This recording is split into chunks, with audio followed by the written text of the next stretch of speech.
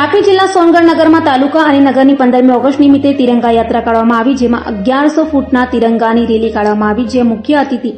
BJP જિલ્લા પ્રમુખ શ્રી સુરજભાઈ વસાવા અને નિઝર 172ના લોકલાડીલા ધારાસભ્ય શ્રી ડોક્ટર જયરામભાઈ ગામિત અને સોનગઢ નગરપાલિકાના સભ્યો શ્રી અને તે સાથે કાર્યકર્તાઓ અને આમ જનતા સાથે સોનગઢ પોલીસ ડિપાર્ટમેન્ટ પણ મોટી સંખ્યામાં આ રેલીમાં જોડાયા હતા.